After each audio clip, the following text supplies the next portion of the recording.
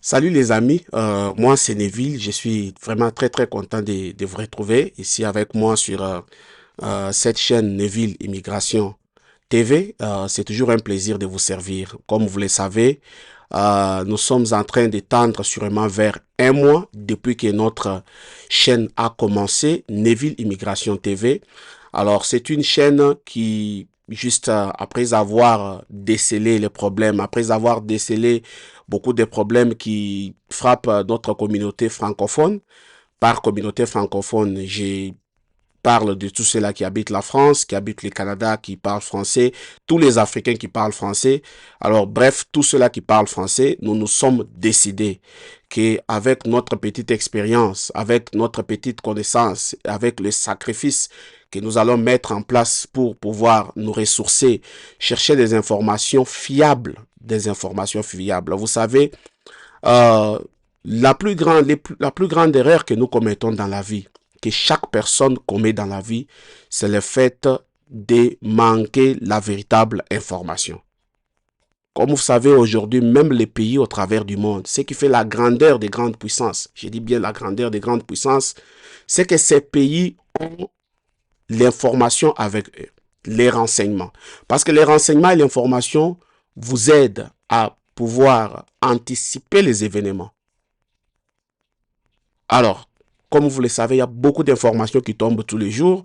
Vous pouvez ne pas être au courant de telle ou telle autre information. Et nous sommes là. Parfois, nous faisons des sacrifices. On n'a pas assez de temps. Nous travaillons tous, nous nous débrouillons tous. Mais le peu de temps que nous trouvons, nous essayons de nous ressourcer pour vous amener l'information la plus fiable. Bien qu'il y en a d'autres qui doutent de ça.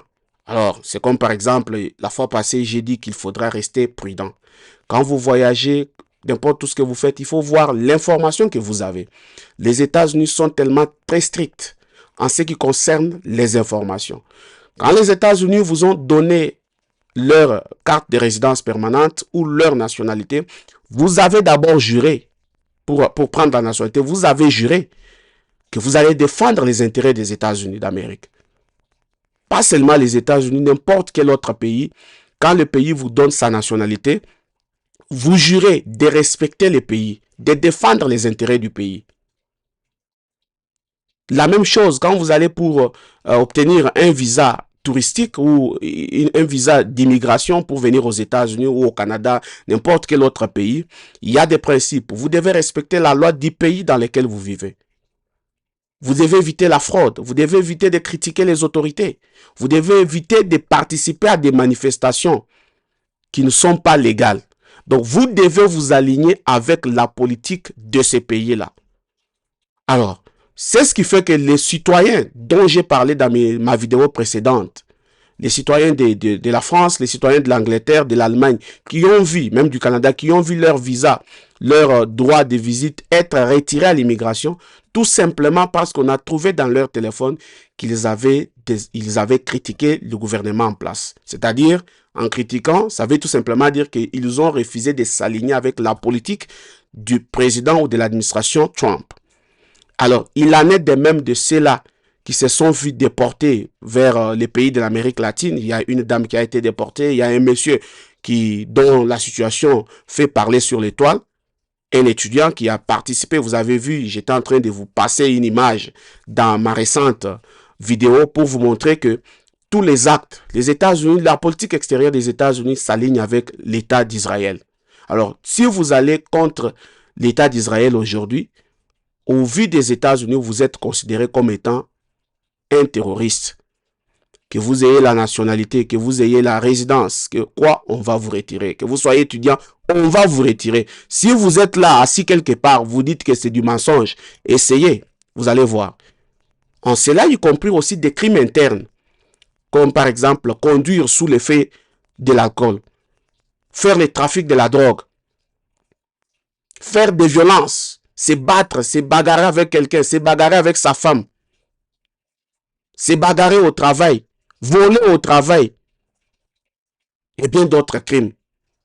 Les États-Unis vont vous chasser. C'est pourquoi le ministre des Affaires étrangères, Marco Rubio, je l'ai dit dans ma vidéo passée, c'est juste une récapitulation, a avait dit que si nous étions informés à l'avance que en prenant les visas américains, en vous rendant aux États-Unis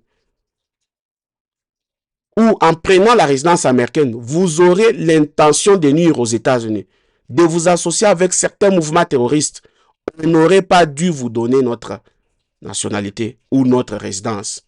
De ce fait, une fois que vous tombez sous les coups de l'infraction, vous brisez la loi américaine, que vous soyez naturalisé américain, que vous ayez la résidence américaine, que vous soyez étudiant ou qui que ce soit, les États-Unis vont vous retirer la nationalité. Après avoir, bien sûr, passé par une procédure de justice. Et maintenant, c'est à vous d'aller vous faire défendre. Moi, maintenant, je ne peux pas vous conseiller d'arriver à ce niveau-là, où vous allez commencer à nous contacter pour nous dire, bon, voilà, un avocat, tout ça. Non. Moi, en ces temps-là, mon conseil, c'est comment anticiper pour ne pas tomber dans ce genre d'abus. Il faut juste éviter des problèmes. Alors, beaucoup m'avaient contacté sur mon profil TikTok et ils m'ont aussi écrit dans des commentaires demandant mon numéro de téléphone. Alors, je me suis résolu de pouvoir vous procurer un numéro WhatsApp spécialement pour cette chaîne Neuville Immigration TV. Comme ça, toutes les questions que vous avez à l'interne, vous pouvez vous pouvez me contacter sur WhatsApp et je vais créer un groupe qui permettra de pouvoir garder un échange entre nous. Vous avez peut-être des difficultés, des formulaires, tel formulaire.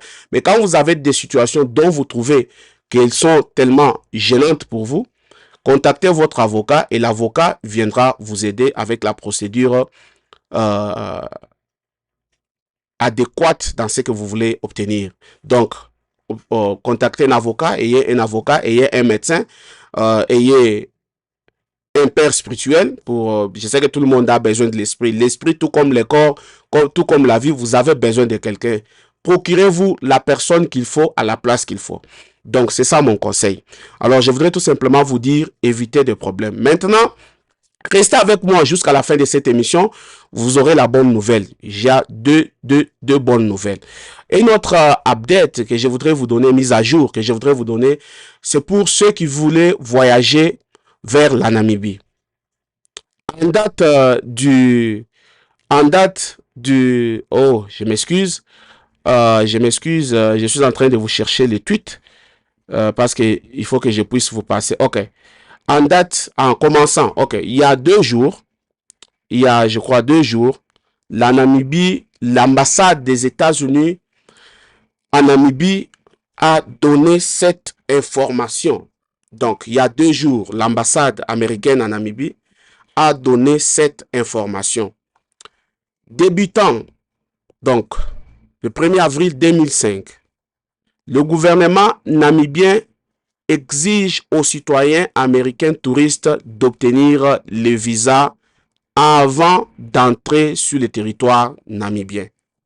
Alors, tous les visiteurs sont recommandés d'appliquer leur visa en avance pour planifier leur voyage vers la Namibie à travers un système en ligne. Donc, si vous avez besoin d'aller en Namibie, si vous avez l'habitude d'aller en Namibie sans visa, actuellement, le gouvernement namibien, vous savez, la Namibie vient de voter un nouveau président qui est entré en fonction il n'y a pas 2 semaines. C'est une dame. Alors, le nouveau gouvernement demande à tous les citoyens américains, donc vous tous qui êtes naturalisés ou qui voulez vous rendre en Namibie, c'est un beau pays où il faut visiter, touristique. Personnellement, quand je vois la Namibie, je compare à l'état d'Arizona. Alors, obtenez un visa avant d'aller en Namibie si vous êtes citoyen américain. Et ceci va commencer le 1er avril. Bon, aujourd'hui, nous sommes le 29. Donc, c'est bien sûr que ça commence la semaine prochaine que cette mesure entre en fonction. Vous allez voir ça sur les comptes Twitter des US Embassy Namibia, donc l'ambassade des États-Unis en Namibie. Vous allez voir que la mise à jour est là. Maintenant, quand vous allez écouter vous allez regarder cette vidéo, je vais aussi mettre les liens que l'ambassade a pourvus pour appliquer la nationalité, plutôt pour appliquer les visas namibiens. Donc, je vais mettre les liens à chaque moment que Vous aurez peut-être besoin de voyager, vous planifiez aller en Namibie. Allez sur cette vidéo-là en bas, vous allez trouver un lien. Cliquez sur les liens et ça vous permettra de voir les conditions et tout ce qui est exigé pour appliquer la nationalité, en fait, pour appliquer les visas touristiques vers la Namibie. Une deuxième mise à jour que je voudrais partager avec vous, c'est qu'à partir du 10 avril, les citoyens américains ne pourront se rendre qu'au Brésil que moyennant un visa. Donc, les citoyens américains avaient l'habitude de se rendre au Brésil sans un visa.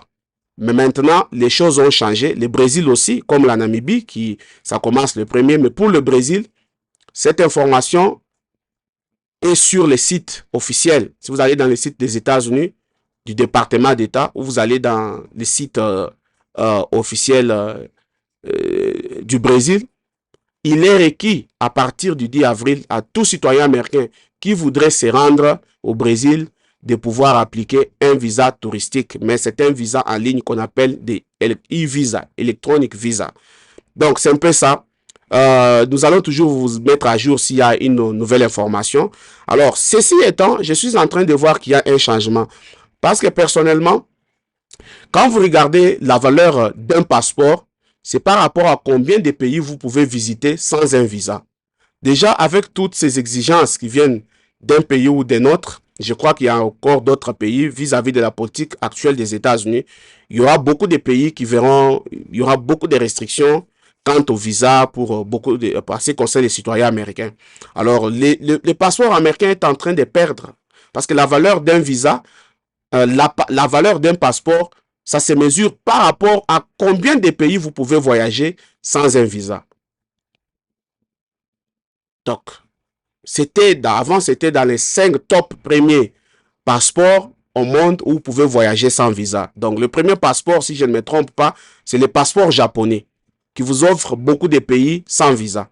Alors, les États-Unis étaient quelque part jusqu'à peut-être 5e ou 6e niveau, mais déjà, on voit déjà le Brésil qui exige le visa à partir du 10 avril. Il y a aussi la Namibie qui exige le visa à partir du 1er avril, ce qui signifie que le passeport est en train de perdre le nombre de visas où les citoyens américains pouvaient aller des pays où un citoyen américain pouvait aller sans visa. Donc ça, c'est quelque chose que je voudrais mettre à jour et faire une mise au point. Alors, il y a aussi une autre information que vous allez lire, vous allez voir que les États-Unis envisagent, et c'est une bonne nouvelle, c'est pourquoi je vous dis restez jusqu'à la fin, vous allez écouter la bonne nouvelle. Les États-Unis envisagent pour pouvoir soutenir les marques de Made in America. C'est-à-dire que les États-Unis veulent favoriser les Made in America en ce qui concerne l'industrie automobile. Je crois que cette information, si vous la cherchez, vous allez la trouver. Les États-Unis envisagent à comment faire des refunds, c'est-à-dire comment donner de l'argent, comment soutenir tous ceux qui vivent aux États-Unis et qui déclarent leurs impôts. Peut-être à partir de l'année prochaine, on n'a pas encore donné à quelle date, mais les États-Unis disent que dorénavant, ils envisagent donner de l'argent à tous ceux qui vivent aux États-Unis et qui ont acheté des véhicules de marque américaine pendant cette année-là. Donc, ça veut signifier que si vous avez acheté un véhicule de marque américaine, par exemple, cette année 2025, et qu'à la fin de l'année ou l'année prochaine, vous êtes obligé de déclarer vos impôts, les États-Unis vont vous donner certains avantages en termes d'argent. Donc, ils vont vous faire le retour d'argent parce que vous avez acheté la marque américaine. Donc, ça, c'est une information qui est nouvelle, une très bonne nouvelle. Donc, c'est pour encourager ceux qui vivent aux États-Unis, pour encourager les payeurs des taxes américaines, les taxpayers américains à pouvoir acheter la marque américaine ou à consommer la marque américaine en termes de voitures ou des véhicules, tout ce qui est fabriqué aux États-Unis.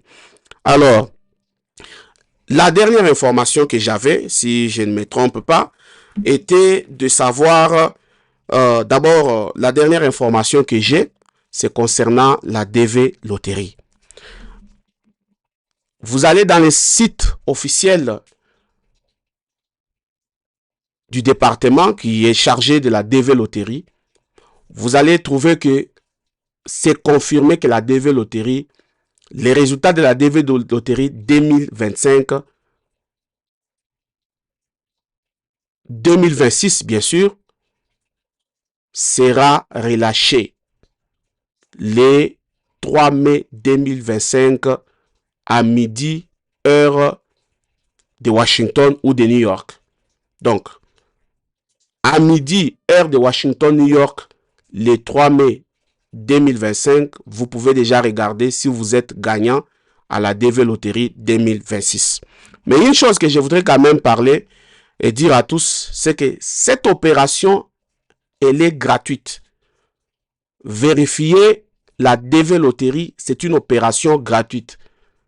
Vous devez abandonner vos habitudes de voler aux autres. Ça, ce sont des escroqueries. Nous allons nous attaquer à ce genre de comportement.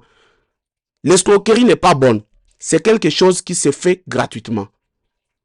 Alors, je dis à mes auditeurs, à ceux-là qui vont s'abonner à ma chaîne, à ceux-là qui vont aussi joindre notre groupe WhatsApp, que tous ceux-là qui vont réussir à la DV Loterie, nous allons les aider à pouvoir faire des processus gratuitement, même pas un sou. Nous n'allons pas voler l'argent. Ça se fait gratuitement. Évitez les choses de faire des mariages, des couplages, tout ce soit des mensonges, de tout ce que vous faites là. Sachez que dans ces pays, ils vont faire, à un certain moment, ils feront des contrôles. Et il y a des gens qui ont été contrôlés à un certain moment. Et on avait trouvé qu'ils étaient entrés dans ces pays par des voies malhonnêtes. Par exemple, ils avaient fait ceci, cela et tout. Et plus tard, ils ont vu leur dossier être retiré. Il y a des gens qui ont été déportés, si vous n'êtes pas au courant. Quand quelqu'un est déporté aujourd'hui pour une telle affaire, il ne vous dira jamais. Il vous dira par exemple, non, vous voyez tout ça, je n'aime plus vivre aux États-Unis, donc c'est un mauvais pays. Non, il y a des gens qui ont été déportés tout simplement parce que un contrôle a posteriori a été fait sur leur dossier. Comment ils ont... Ces gens ont la capacité de s'informer, de savoir tout. Alors, la DV Loterie sera, les résultats de la DV Loterie seront relâchés le 3 mai 2025 à midi, heure de Washington ou de New York. C'est un processus gratuit. Vous allez trouver en bas de cette vidéo les liens pour vérifier ça. Quand le moment sera venu, vérifier. Vous avez des questions, contactez-nous. C'est une opération gratuite. Que ça soit pour s'enregistrer, que ça soit pour vérifier. Maintenant, si vous avez reçu, vous trouvez que vous ne savez pas faire comment remplir des formulaires, contactez-nous. Nous allons vous aider à faire ça gratuitement. Tous ceux qui sont à l'étranger. Nous allons vous aider, vous allez les faire gratuitement. Qu'on ne vous trompe pas, vous n'avez pas de l'argent à payer à quelqu'un. Que les gens arrêtent l'escroquerie, ce n'est pas une très bonne chose. Je vous dis merci, on se retrouve à la prochaine.